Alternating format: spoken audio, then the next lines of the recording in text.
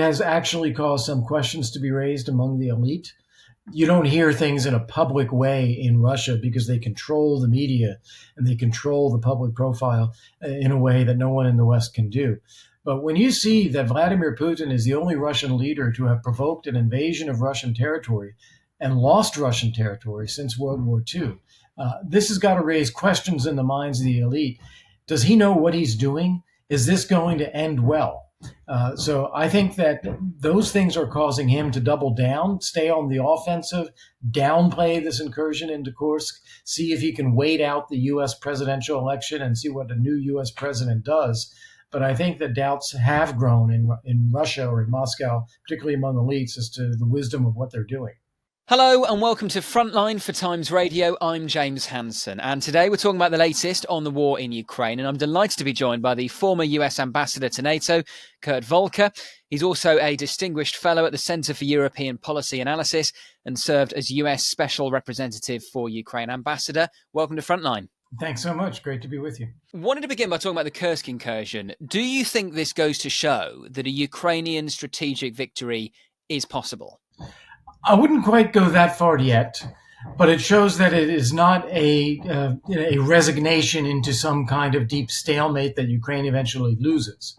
What it is it's showing the Russian people that there's a war going on, bringing it home to them, popping a hole in Putin's narrative that this is some kind of antiseptic special military operation, and exposing the weakness in the Russian forces, that they're not really able to be on offense and defense defending Russia at the same time, and they're actually choosing to be on offense attacking Ukraine, and not able to maneuver, not able to get to defend these areas that Ukraine has threatened. So it does a lot for Ukraine to shake up the narrative of this war, but they still need more support, particularly the long-range systems to go after Russian logistical supplies and bombers and airfields if they're going to really turn a strategic corner here. Yes, good point you raise about the ongoing debate about the supply of long-range weapons to Ukraine for use inside Russia. We'll come on to that in a moment. Just on the Russian response to the Kursk incursion, have you been surprised by how relatively slow it's been? I mean, it's more than a month now since Ukraine essentially invaded Kursk Oblast, and Russia have tried to launch a limited counterattack, but they haven't really been able to push back much so far against the Ukrainians. Has that surprised you? Honestly, no, that's kind of what I thought we saw coming, because Russia is actually quite stretched in its military commitments. It's having a difficult time advancing in Ukraine as it is.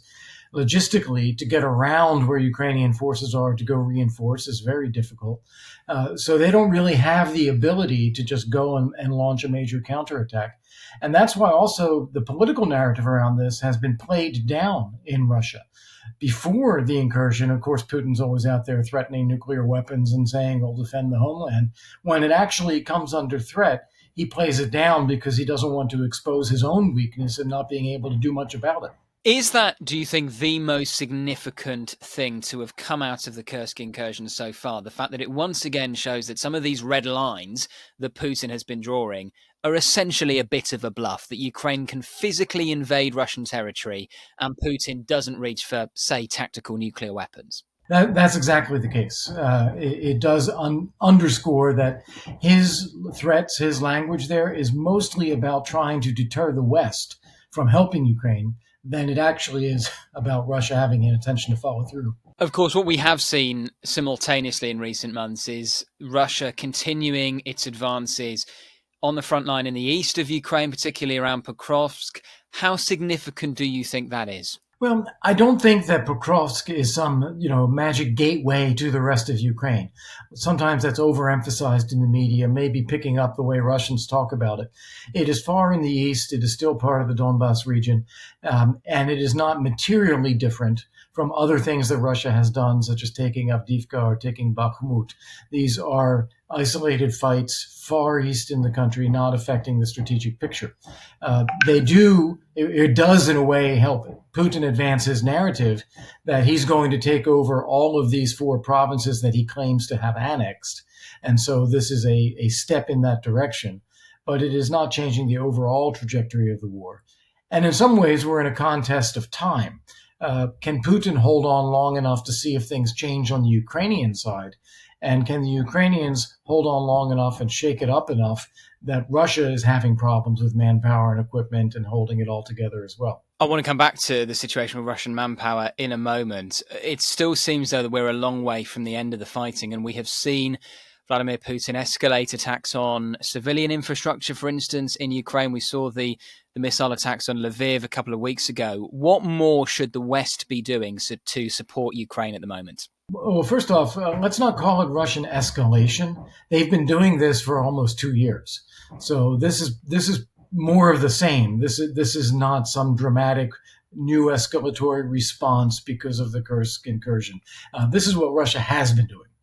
As far as what the West needs to do, there are several things, but the key thing here is air defense to protect Ukrainian civilians and civilian infrastructure and help the country build strength and resilience and develop its economy further and outlast Russia.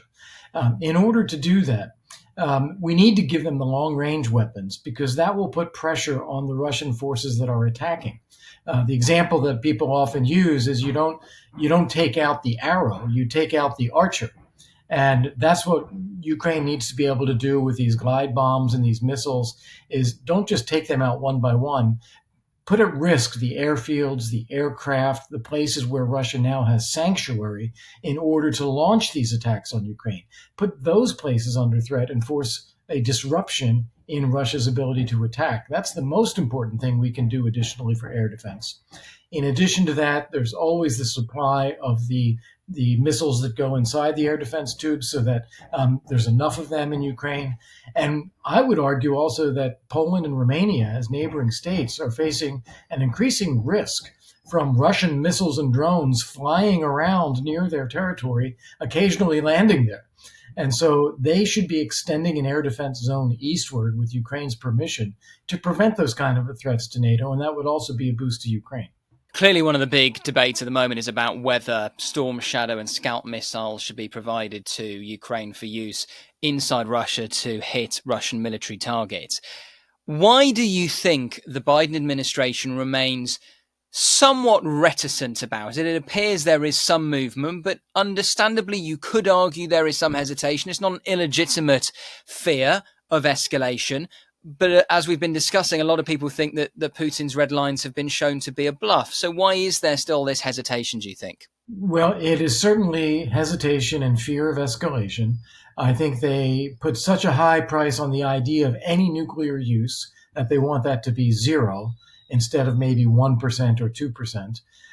They also they want to be in a position where you can convince Putin to wind down rather than being forced upward into a confrontation. That's the mentality that they have. I do think it's misguided because I think Putin plays on that. He recognizes that's the instincts in the West, and so he makes these threats in order to get us to back down from doing things that we otherwise might be able to do. Unfortunately, I think the Biden administration has dug in on this point. Fortunately, the UK government is not. And what I suspect will happen after the Starmer-Biden meetings in Washington is there will be no U.S. objection to the UK using or allowing the use of the Storm Shadow missiles, but the U.S. will not authorize it for our own systems. And this in some way, I suppose in the minds of people in the White House, it's in some way keeping a line open to Vladimir Putin, signaling to him, we're not in this war to get you, we're exercising restraint, hoping that it avoids some kind of further escalation. It does feel to a lot of observers, though, like this is following a familiar pattern that, first of all, Ukraine wanted anti-tank missiles. They were told they couldn't have them, then they could. Then we moved on to things like the F-16s. Now they have got them. Now it's around the Storm Shadows.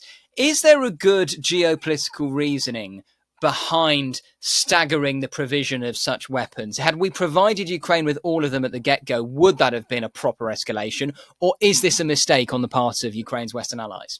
It's a huge mistake to have doled them out this way. If we had done it all up front with direct advice and assistance as well, it would have shown Russia early on it's not going to get anywhere. And that would have prevented a lot of the war that we've seen over the last 2 years. It would have stabilized it somewhere. Unfortunately, by doling it out this way, we keep showing to Putin that we are cautious, we lack the resolve, we're afraid of escalation, and he plays on that. He uses that. Just on the point about the F-16s, what impact, if any, do you think they have had on the war so far?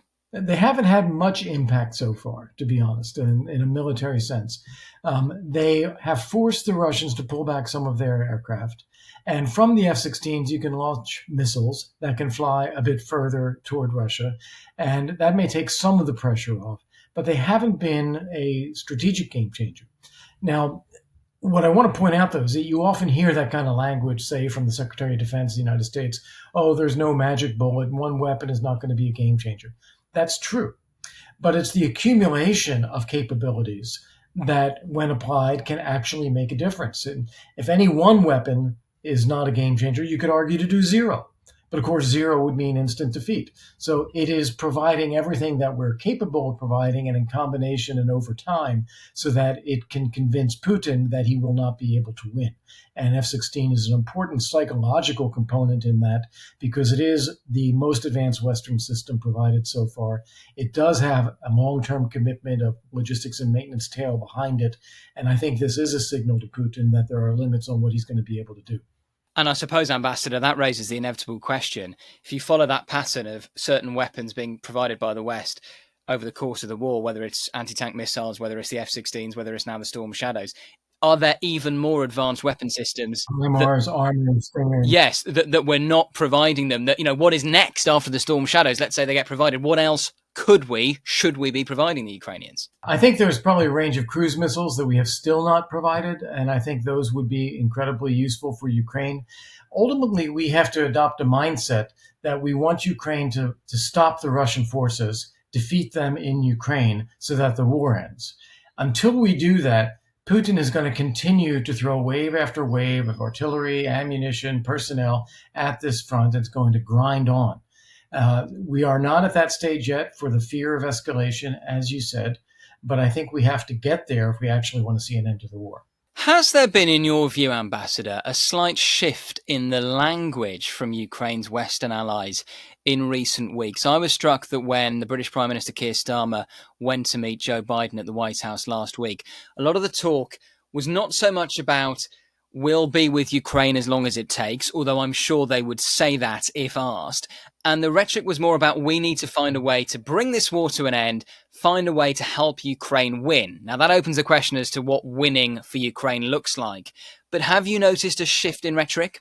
A slight shift, yeah, and for several reasons, and not necessarily obvious ones. First off, this phrase, as long as it takes, has become very tired. And people don't know what it means, as long as what takes. What are you trying to do? What's your goal? And they've come in for a lot of criticism for the repetition of that phrase. It also makes getting funding from the Congress difficult. If you keep saying this is an open-ended billions and billions of dollars commitment and we can't tell you what it's for, that doesn't help persuade members of Congress to vote for the funds. So they have gradually pushed aside that as long as it takes. Second, there's been a lot of criticism that they haven't been willing to say our objective is for Ukraine to win. And finally, mostly the Secretary of State, Antony Blinken, occasionally the president, have now come out and said, yes, okay, our objective is for Ukraine to win. However, that seems to be said without much conviction, because we still put a lot of limitations on what we provide to Ukraine, which would be part of the package if we really wanted them to win. So that phrasing is still off. And then thirdly, we are deep in the midst of our presidential election right now. President Biden is not running for re-election anymore. He has stepped out. So the whole effort of the White House now is to make sure nothing happens that derails Kamala Harris's campaign. And so it is much more keep it steady as she goes, no dramatic escalation, counter Trump's language about avoiding World War III by saying we want to avoid the war, we want to wind down the war.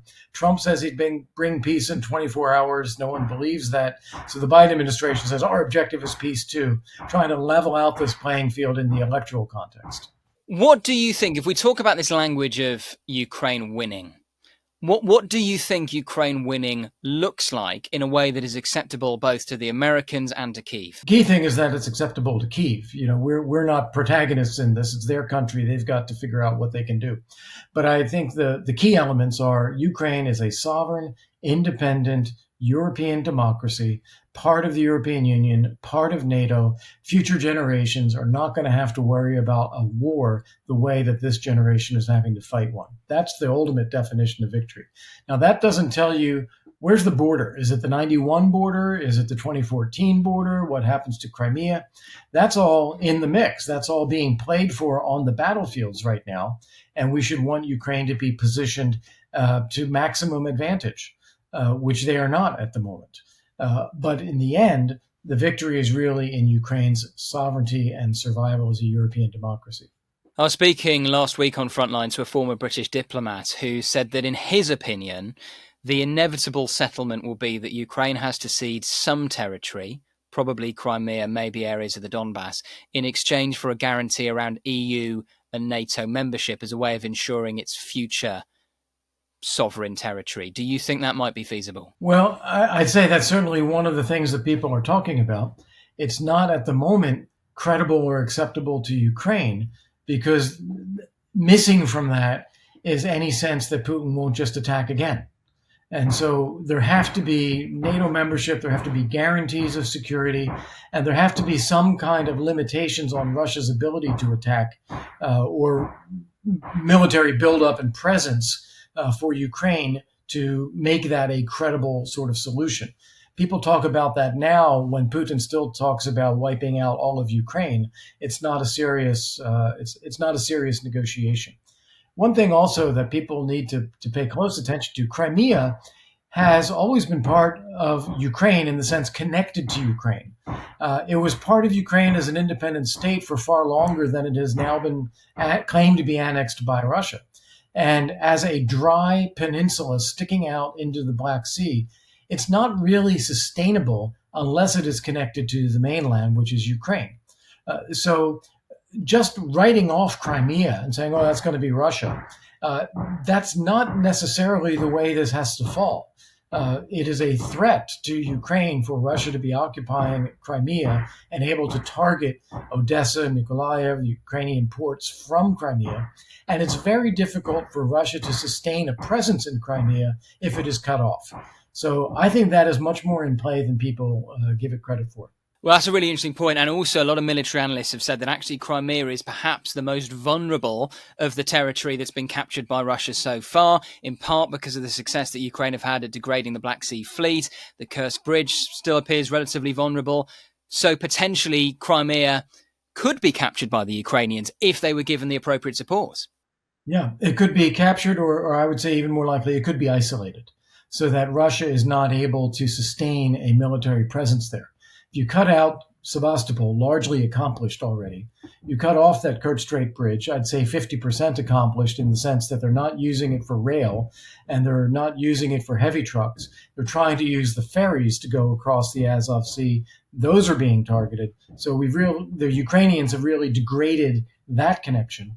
The other major one is a road and rail line that connects across southern Ukraine from the Donbass region across through Zaporizhia to get to Crimea. If with storm shadows or other long-range systems, Ukrainians are able to put that at risk as well, it starts to change the picture for Russian forces inside Crimea. You wrote recently, Ambassador, that what was meant to have been a summer of summit decisions was instead a summer of disappointments. What do you mean by that? Yeah, well, there are a lot of missed opportunities, and even the ones that we seem to have seized now are falling through our grasp again. So with NATO, for example, there was an opportunity to actually send a strong signal to Putin that Ukraine is on its way into NATO. Invite them to join accession talks, start talking about Article 5 in the NATO-Russia Council, show him that this train is moving and leaving the station. We didn't do that. We kept the language pretty much as it was. With the G7, we didn't seize the $300 billion in frozen Russian assets. We just left them frozen but not able to be seized and used. Instead, there was a compromise about using the interest on those frozen Russian assets, so seizing that and paying that forward to Ukraine. That has still not happened over 3 months from the G7 summit. So that's a loss. At the Ukraine Recovery Conference, which was held in Berlin and has been an annual event now, was the year before it was in London, no real discernible outcomes from that either. No creation of a permanent executive and international body focused on Ukraine's economic recovery, no major investment mechanisms and risk mitigation schemes that could have come out of that. So a lot of things that could have been done are still out there on the table yet to be done. Just thinking about Vladimir Putin's position, especially since the Kursk incursion began, how much do you think it has weakened him domestically? I think it has actually caused some questions to be raised among the elite. You don't hear things in a public way in Russia because they control the media and they control the public profile in a way that no one in the West can do. But when you see that Vladimir Putin is the only Russian leader to have provoked an invasion of Russian territory and lost Russian territory since World War II, this has got to raise questions in the minds of the elite. Does he know what he's doing? Is this going to end well? So I think that those things are causing him to double down, stay on the offensive, downplay this incursion into Kursk, see if he can wait out the U.S. presidential election and see what a new U.S. president does. But I think the doubts have grown in Russia or in Moscow, particularly among elites, as to the wisdom of what they're doing. And do you think that explains why we haven't seen a fresh wave of Russian mobilization so far? Because you would have thought, if you were purely thinking about it in military terms, Russia needs fresh troops, it needs higher quality troops fighting on the front line both in Ukraine and to defend Kursk. And yet there are political risks for Putin by doing so. Absolutely. Absolutely. The last time he tried to do a major mobilization, 1 million people left the country. Most of the mobilization that has been done has been raiding people from the regions, not the Russian-speaking territories of Russia, but other regions around Russia to get forces into the military and paying them increasing amounts of money to convince them to go ahead and do so. His ability to sustain this is also being jeopardized a bit. He doesn't want to launch that major mobilization of Russian-speaking people. And so he's trying to continue to press people in, pay them more and more, maintain a tempo of 20 to 30,000 entering the armed forces per month. But that is just about keeping pace with his losses. How concerned are you, Ambassador, by what appears to be the increasing cooperation between Iran and North Korea and Russia? We know that Iran has provided not only Shahed drones, but now these 200 ballistic missiles to Russia. And there is some speculation that this may be in exchange for help with nuclear technology even. How concerned are you by that? So we've been seeing a lot of collaboration between Iran and Russia already, and that should already be concerning. But the look into the future from there is if Russia is able to continue to succeed in Ukraine, rebuild its military, cooperate more with Iran, it actually increases the risk of more global confrontation. We hear people, President Biden, Chancellor Scholz worry about avoiding World War III. It is more likely that we start drifting in that direction if Russia and Iran are successful. And just finally, Ambassador, looking ahead to 2025, and yes, there are huge things that are going to happen between now and then, notably the US presidential election. But are you optimistic for Ukraine? I am. As I said, I define victory very much as Ukraine being a sovereign, independent European democracy, safe, secure, part of the EU, part of NATO. I do think that is the most likely scenario going forward. I don't see much that will disrupt that. But I do see a very hard slog for Ukraine, the people, the front lines, and harder if the West does not step up with the equipment that's needed. Ambassador Volker, really appreciate your time. Thank you so much for joining us today on Frontline. Pleasure. Thank you. Thank you for watching today's episode of Frontline. For early access to our videos, member-only Q&As and live streams, then sign up for a membership via the link in the description. And for the latest news and breaking stories, listen to Times Radio and follow us at thetimes.com.